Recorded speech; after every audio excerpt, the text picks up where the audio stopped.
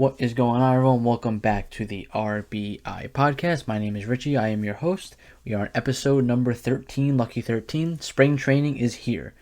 My apologies last week for missing a week. I had a really busy day last Wednesday, so I couldn't record the Thursday episode, and then kind of got caught up in other things, other life things, as you would call them, and, just felt when it got to Saturday and Sunday, it wasn't really worth getting an episode out.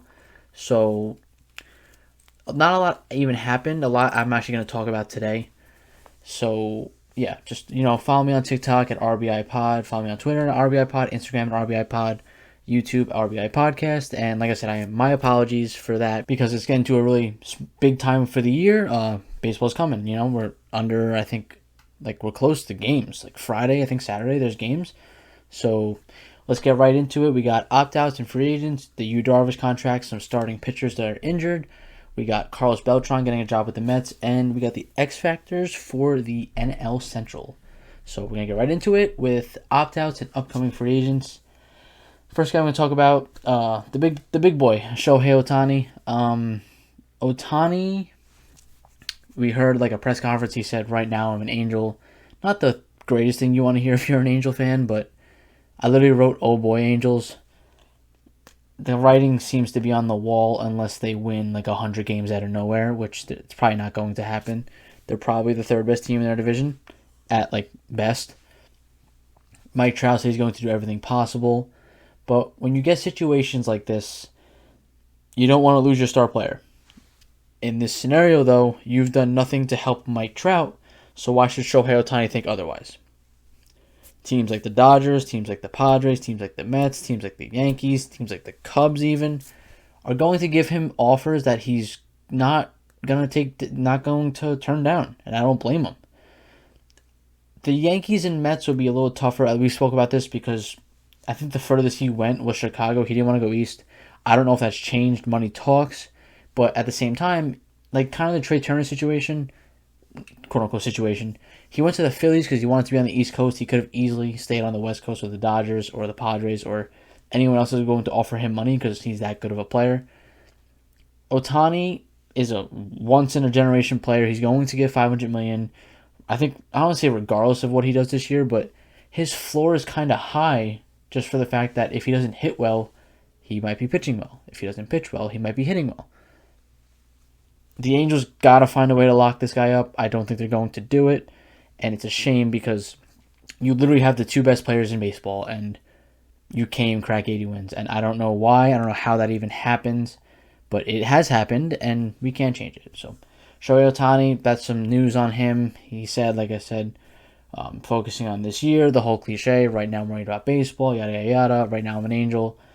He wants to be proof that they're going to win and all this stuff. And I don't know if the Angels can provide him that. It's a shame because, he's Shohei Ohtani. He's the best player in baseball, arguably. And the Angels just, it seems like they have no chance of him coming back after this season. And that's just a shame. Manny Machado, this is a little different of a situation. This is an opt-out. This is eerily similar to the Jacob deGrom situation last year when he said before the year, it's part of the business. I'm going to opt out. That's why you put the clauses in the contract. I personally don't think he leaves the Padres. They've given out an absurd amount of money to guys that are worse than him, and we're going to talk about one of those guys. Not saying this guy's bad, but Manny Machado is an elite level player. Manny Machado, I saw they offered him like 5 extra years on his contract, but he wants 10 for $400. I don't know if he gets that because I believe he is already 30, and no team, I don't think, is going to give him 10 years. When him opting out kind of, I don't want to say loses his leverage, but it establishes that you're a free agent again. Like the Carlos Correa thing. It's a little different because of physicals and whatnot, but it's not like he can opt in. He's not going to, but it's still an option. That's the point of the opt out or opt in. But like I said, I don't think he leaves. I genuinely think this gets done before opening day. I think before the season starts, Manny Machado signs. He gets a revamped deal for 10 years, $400 million. I think the only team that would do that is the Padres, just because he has the ability to negotiate right now. Other teams are going to get into a bidding war, And with guys like Ohtani on the board, do you want to get into a bidding war with Machado or Ohtani? And that's the decision that teams are going to have to make. I'd probably go Ohtani just for the sake that he pitches, and Machado doesn't. But that's not a hit on Machado. Like I bring up the Mets a lot. Obviously, I'm a Mets fan. He fits the Mets perfectly. Like Eduardo Escobar is going to be a free agent. Who knows about Rep 80? Manny Machado is an elite all-star Hall of Fame caliber player. You add him, especially when you have the money to do it. Even the Yankees, he's a fit. Josh Donaldson's older. I'm trying to think of other teams around the league. The Dodgers, he'd be a fit. I don't think he'd go back, though. Watch out for Baltimore. Maybe a reunion there. I don't know. There's a lot of teams that there's going to be that one wild card team that's in on him, but that's next year. That's next year's free agency talk. But for now, just when he brings it up, like, the business will take care of itself. Like, I'm just focused on baseball. It's all cliche stuff. Like, I'm not, like, he never said, like, he brought in the whole, like, oh, I love being a Padre. We got a good thing going here. He just said all the right things, which I don't blame him. And we'll see what happens with him. I genuinely, like I said, I don't think he leaves. I think he's a San Diego Padre for the rest of his career, to be honest. The last guy I'm going to talk about is also an opt-out. It's kind of an, I don't want to call it an underrated opt-out. It's kind of a stupid term. But Max Scherzer, I don't think people realize that he had an opt-out in his contract, but he signed a 3-year deal, I think $103 million with the Mets. But they asked him about the opt-out, I think Andy Martino, and he said the point of the opt-out was because Steve Cohen said he wanted to build a winner. And Max Scherzer had the idea of actions speak louder than words. So through 2 years, he's going to put the opt-out in. If he doesn't think the Mets are going to win or be a winner, he's going to opt out. He kind of gave an answer without giving an answer by saying, like, I got my answer with Jacob deGrom leaving and them signing Verlander. Like, them like, striking back with deGrom leaving. Like, he got his answer in how they would adjust. He got his answer in if they're going to want to win and try to win. And as if you're a Met fan, that's heartwarming, I guess you would say. It's nice to hear because that means we have Max Scherzer for another season probably. Unless of, like, injury or retirement or something of that nature. I think if he still wants to play and the Mets are going to be a winner, he's going to be a Met. And that's just case in point, period, point blank, end of story. Something's got to go catastrophically wrong with the Mets this year for something to change. And I can't really picture that happening with the big-time contracts they have. And, yeah, that's basically it. Moving on now, I'm going to talk about the Yu Darvish contract. I've spoke about the Padres being reckless this offseason, and I think this kind of adds to it, to be honest. He got a 6-year, $108 million extension. It runs through his age 42 season. Yu Darvish is a good pitcher.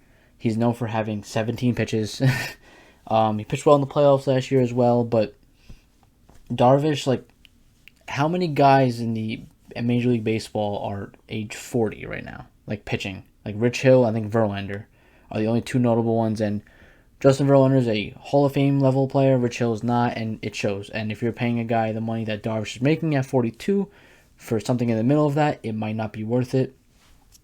The Padres have obviously not been afraid to spend their money. This is just another example of this. I did write it's a little reckless, but it's also not insane money. Like, he didn't get an absurd contract making $25-30 million a year, so that can help them. I just don't understand the logic in this deal.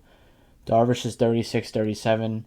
He would have to do something almost unprecedented for this deal to be a good one, unless you're paying for the first 3 years of the deal. Like, this is kind of, it's like you're giving him a 10-year deal at 30, but he's 36. Like, I don't know if that makes sense, but, like, you're giving a deal with a shorter window of success and a backloaded deal with it later deal. We see that a lot with long-term deals, not with a 6-year deal, but here we are.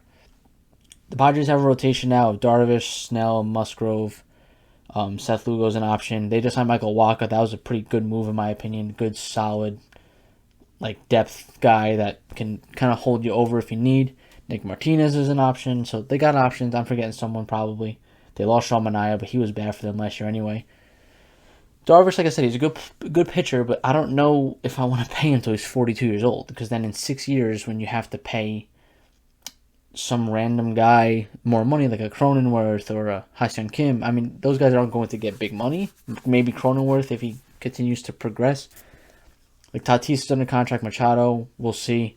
Soto is the big one. We'll see.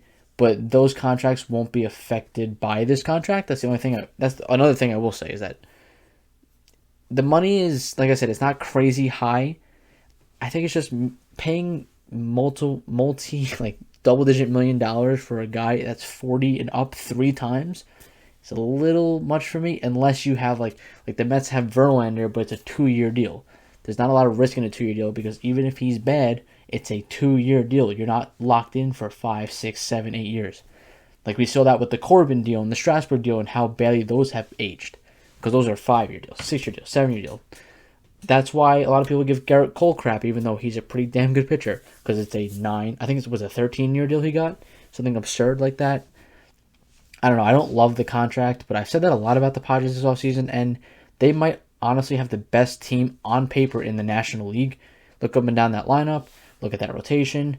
Look at the bullpen. Like, pound for pound, they can match up with anyone in baseball. If you go, like, just go with them with the Dodgers. Like, Freeman is probably better than their first baseman. But, like, Machado or the third baseman for the Dodgers. Soto or Betts, that's actually a close one. Tatis or Chris Taylor, like, go up and down the rotations. Like, I think this is the Padres division now. And they've never won it, but they did beat the Dodgers in the playoffs last year. For everyone that says they gotta take down the Dodgers first, well, they did last year in the playoffs, which when it mattered most. Like the Phillies did with the Braves and the Phillies did to the Padres. That's when it matters most. And the Padres are obviously all in. They gave up a ton of prospects for Soto, and they kind of are thin now in the farm system, so might as well sign your major league talent. Yu Darvish, good pitcher. A little bit too much like on the age side for this deal, but the Padres are all in, and their World Series window is 3-4 years right now. Especially if they sign Soto, it's 7 to 9 years, depending on how they fill out the rest of their team. Good-ish move, I would say, by the Padres. I like the gamble, but it could come back to bite you just because of age alone. So unfortunately, we're going to talk about some injuries today. I don't know if we spoke about Nestor last week, but he's fine. But then I got Frankie Montas, Lance McCullers is the newest news, and Jacob deGrom I'm going to bring up just for a couple of points I want to make. I don't think he's actually genuinely injured. But Frankie Montas, it was originally reported that he was out for the season, but he got a surgery that cleaned up his labrum, but it didn't touch his rotator cuff, which is good because try to throw with your rotator cuff being surgically repaired. It's tough.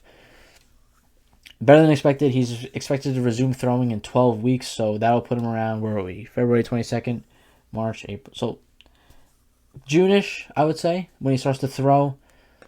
Probably take like a month to throw, rehab for about 2 to 3 weeks, maybe longer. Mid-August, early September, I would say, is probably realistic, especially with a shoulder problem. I talked about this when they got Carlos Rodon for the Cortez side, but also for the rest of their team, the rest of their starting rotation.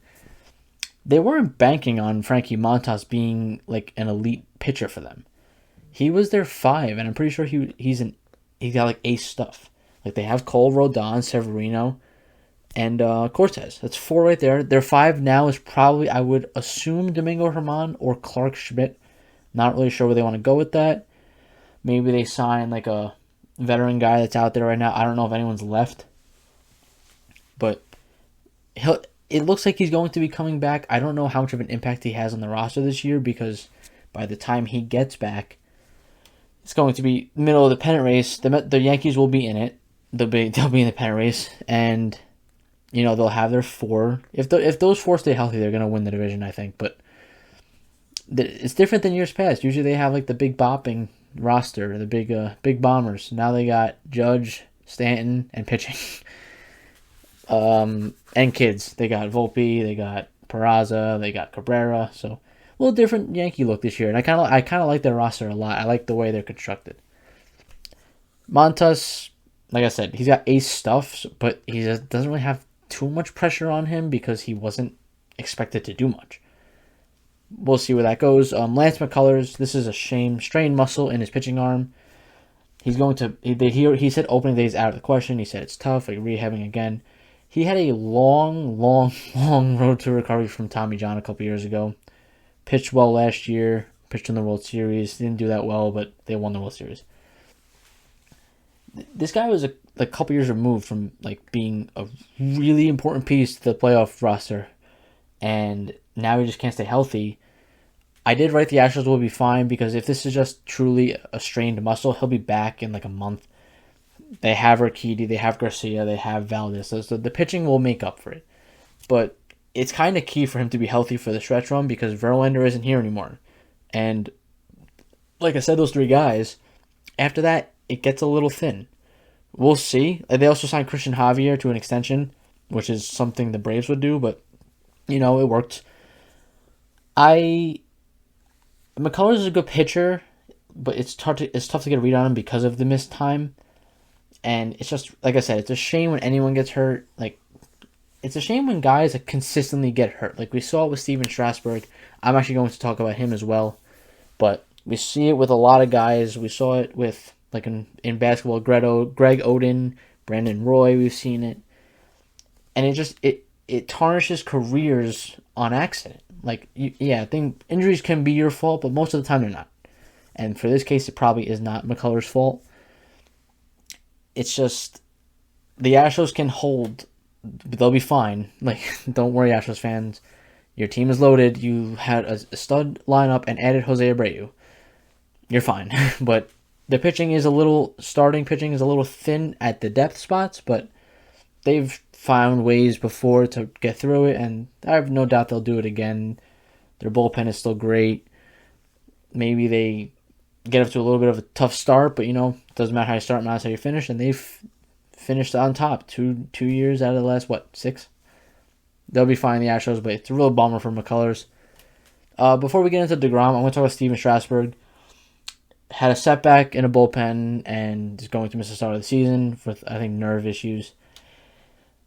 I don't like throwing or dangling the word retire out there, but since 2019, he has literally, I think, pitched 35 to 40 innings. Like, it's getting insane. And when he does pitch, he doesn't look the same. People forget how, I don't want to call him dominant, but how electric his stuff was. That first start he made for the Nationals when he was the number 1 overall pick. Like, this guy, the World Series MVP, like, it was everything you asked for. He, in my opinion, him and Zimmerman are kind of like what you think Washington Nationals, you think those two guys. And it's just a shame because he had, like I said, electric stuff. I always said his curveball was one of the sickest curveballs I've ever seen. Is he going to retire? I don't know. Probably not. That contract really hurts the Nationals, but it really is just a shame that, like, this is now, 2020, 2021, 2020. So 3 years in a row he's been hurt. Now he's starting off injured in 2023 again. It's not something that usually turns back, and I'm hoping for his case it does, but I wouldn't be too optimistic. Obviously, the Nationals are in a different place when it comes to winning right now, and it might be a discussion that's had between the Nats brass and Strasburg himself, because they're not going to cut him, they're not going to trade him, obviously. We'll see what happens. It's just, like I said, it's truly a shame that guys get injured. Like, I don't want to call it, say, chronically, but it becomes like a domino or a snowball effect, and then all of a sudden, you're never on the field. And we'll see if he can make a comeback. I hope for baseball's sake he does. But right now, I would bet against it just because of the nature of how pitching is violent and the history of injuries like this. But, like, I'm rooting for Steven Strasburg. I hope he makes a full recovery. I don't even know what the true injury is, but it's something with the nerve, which is nerve-wracking. And just hopefully he gets back soon. Now, Jacob deGrom. Literally, the Texas Rangers tweeted at like 11:05. deGrom reporting for duty. Like, pitchers and catchers arrived. 50 minutes later, deGrom will not throw with side tightness, precautionary. In all likelihood, or in likelihood, it is just precautionary. It's the first day, I get it.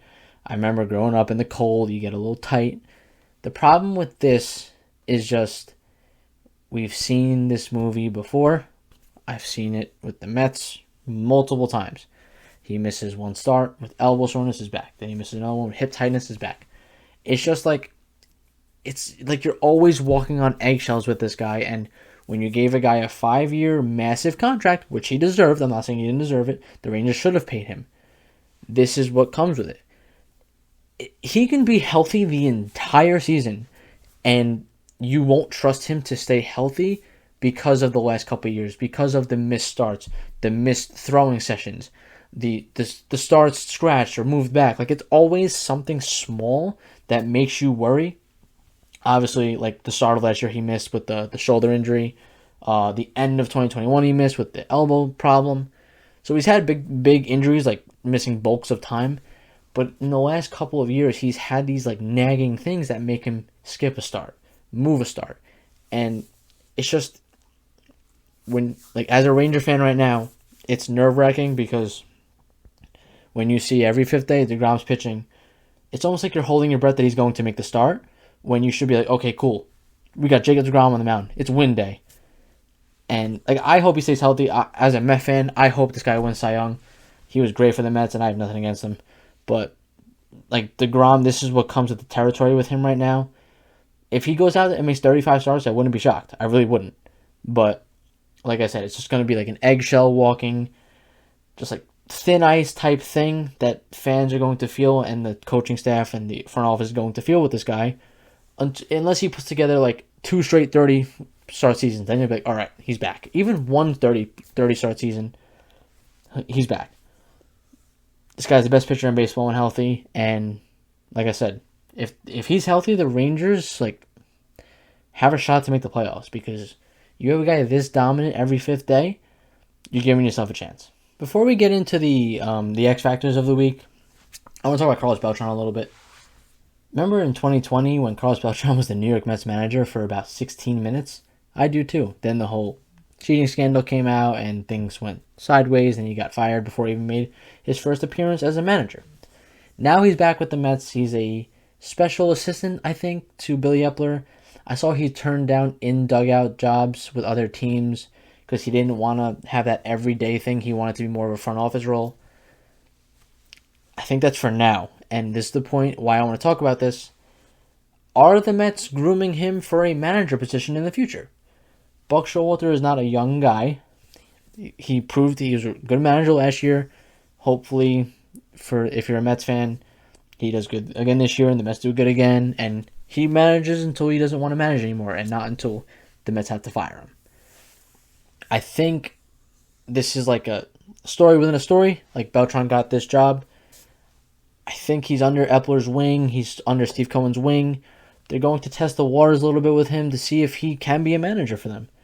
Like, because I said, Buck Showalter is an older man, so he's not going to be managing forever. He's going to retire at some point, and the Mets are going to need someone to replace him. I think the Mets have 2 guys that can replace him in their own front office or coaching staff. I think Beltran. I wouldn't say Jeremy Hefner because pitching coach is a little different, but I think Eric Chavez is also getting groomed to be a manager one day. He just got promoted or moved to bench coach, which is a little different than hitting coach. Even if it's not with the Mets, I feel like these guys are like kind of taking the NFL route and getting a head coaching job, because like we see like OCs and DCs, meaning coordinators, do that first, then they get the head coaching job. I feel like that's what Beltran and Chavez are doing. Chavez going the hitting coach route. Then you went to now he's bench coach. You're getting closer to that top step. For Beltran, it's a front office role because he didn't want to be on the field yet and all that stuff. But I also think he's already been named manager once before, so why not again? We'll see what happens with this. I just thought it was a kind of an interesting story, and I would look out for it. It's going to be a couple years before this even like becomes a true story, like unless Showalter gets fired or he retires on the spot. I don't know. I thought it was interesting, but yeah, that's all I got for Carlos Beltran. Okay, so to end this week's podcast, I'm going to do the X factors of the NL Central. I checked the calendar; it's still going to line up. We're still going to be able to get all 6 divisions in before opening day. I think about making the predictions a separate video, not an actual podcast, but we'll see. We'll cross that bridge when we get there. Start off with the Chicago Cubs over there in that corner over there. I have Cody Bellinger. This is I don't want to say obvious, but Bellinger, he's been bad the last couple of years. Let's be honest, very bad. the Cubs are kind of trying to get something out of him right now, and if he's anything close to what he was as a steal, this team isn't really projected to go anywhere this year, but they have some talent. They have Ian Happ, Seiya Suzuki, Bellinger. They signed Dansby Swanson. They got Marcus Stroman, James Tyone. So they have some pieces, but they're also in a very easy division, and I think that'll play a role into this kind of thing. We'll see what happens, but Cody Bellinger is the X factor for the Cubs. We've seen this guy win MVP. We've seen this guy be literally the worst hitter in baseball. So anything in between, I would not be shocked. But I think his success will prove very vital for where this team goes. Up next, the St. Louis Cardinals. Not Dylan Carlson, not Lars Nootbaar, not Nolan Arenado, but none other than Tyler O'Neill, who was basically a weightlifting baseball player. If you ever seen this guy without his jersey on, he is jacked. Tyler O'Neill had a tough year last year, but he still hit the ball hard, just didn't make enough contact. Coming off a career year in 2021, I don't really know what the kind of player this guy is. He's had good years, he's had bad years. I think with the bigger bases, he's going to steal more bases. He's like we're going to talk about a player on another team that he's not an X Factor, but O'Neill Cruz on the Pirates. Kind of like a toolsy freak. Like Tyler O'Neill has all the tools, just has to put it together. Like I said, we've seen him do it before. We've seen the raw power he has. And his success, like we know Arenado, we know Goldschmidt. I think Carlson kind of settles in. Lars Nootbaar might break out. Wilson Contreras is a good player. Tommy Edmonds solid. Brandon Donovan solid. Tyler O'Neill is kind of that one X Factor guy that like we don't know what we're getting out of him. And he's like a 4 hitter if he's at his best. Probably a 5 on this team. The Cardinals, I kind of gave them a little bit of crap earlier this offseason because they didn't get a shortstop, but they did get Contreras. And their lineup from top to bottom is pretty deep. They do have the MVP in their lineup, and I think the runner-up MVP as well. Tyler O'Neill, X Factor, can only make this team better in my opinion. If anything, he gets anything from last year. I think he was also injured last year, which came a big part of it. But O'Neill, for now, you are the X Factor for the St. Louis Cardinals. Moving on to the Pittsburgh Pirates. I don't have big expectations for this team, obviously, and it's tough to pick expectations or X Factors for teams with no expectations, but I picked Ke'Bryan Hayes. I was going to pick O'Neill Cruz, but that was kind of obvious. We all know he's got expectations. Ke'Bryan Hayes has kind of fell, I don't say under the radar, but because of Cruz coming up, all the attention went to him. I think Hayes is probably the more polished player at the moment. He is for sure the better defender. He's probably the best defensive third baseman in baseball. And I'm talking about next to Nolan Arenado. Problem with him is he hasn't really produced offensively yet. His projected stats, show good things going to come, but he has to start hitting the ball in the air, more line drives, not on the ground all the time. Even with the shift going away, I would still like him to do that. He hits the ball hard, slick fielder, like I said. If he's good, and then Cruz lives up to his hype, that's a really good left side. I don't really know what else. They have a sneaky good lineup, I guess, the Pirates, but the pitching staff is still very bullpen is whatever. So Ke'Bryan Hayes, I saw someone say he could be an MVP candidate. I would slow the roll there a little bit because I don't know how good this team is, but he could definitely make a massive improvement in 2023, and I wouldn't be shocked. So Ke'Bryan Hayes, you're the X Factor of the Pittsburgh Pirates. Moving on to the Reds. I kind of just went out on a limb here. I probably have less expectations for the Reds than the Pirates because at least the Pirates have some young guys. But the Reds have Hunter Green, and he's the X Factor. They have other guys as well, like Nick Lodolo. Some guys have not come up yet. But for now, Hunter Green pitched like an ace last year in the second half when he stopped giving up home runs. He throws gas with a slider. But the problem is that his gas gets hit a lot and hit hard for home runs. If he can figure out the sequencing and all that analytically driven stuff, he's going to be an elite starting pitcher in this league. He also plays in a bandbox for a ballpark. That doesn't help. His team is also not that good. I made him the X Factor just because he's kind of the only guy on this team with, I feel like, expectations outside of, I think him and Jonathan India. Joey Votto's older now. Nick Senzel didn't live up to the hype. So, yeah, Hunter Green is the main guy that everyone's going to be looking at, and that is probably the main reason why I made him my X Factor. And in this, we got the Milwaukee Brewers. kind of gave him like I gave the Cardinals, I gave the Brewers a ton of crap this offseason. I didn't love what they did, but a lot of the reason of why I am not high on them and from the past couple of years is the performance of Christian Yelich, and that is why he's my X factor. I checked his Baseball Savant page. He's like 99th percentile in hard hit rate and like not contact, like exit velos, max exit velos. He also like was top 10 in the league in ground ball percentage. That's a problem. Are his back injuries a problem? I'm not sure. I can't see from here, but I saw Brewers fans say like because he bulked up apparently it's like that's not going to help you hit 92 down the middle. So maybe there's something I don't know about. But Yelich, like you don't go from an MVP to like a extremely average player in a year. Like that doesn't really make sense to me unless you got injured. Like that's why the whole like Bellinger and Yelich, like they were the MVP conversation for a year and a half. They had the commercial. It was like they're playing golf at home run derby. Cool commercial, but Christian Yelich, I'm not saying he has to be the MVP level guy that has 1,000 OPS and 50 homers, but if he has an 810 OPS, 790 OPS, and plays decent outfield, the Brewers will be in a lot better spot than I think they will be. Although, like I said, I don't know where this team goes. We saw something with Corbin Burns about the arbitration case and how it went bad. Be careful with that. I mean, he might not be on the Brewers past like July, so I don't know where this team stands. I wouldn't be shocked if the Cubs finish in front of them, to be honest, just because they have more of a for sure thing. I feel like we know the Cubs don't have much of an expectation. The Brewers, like, are they trying to win? Are they trying to lose? I have no idea, and that is a problem I have. Like the Cubs, we know they're like in a little bit of a rebuild, but they signed Dansby Swanson. They lost Contreras, but that was a given. That was going to happen. They signed Jameson Taillon. They have Marcus Stroman.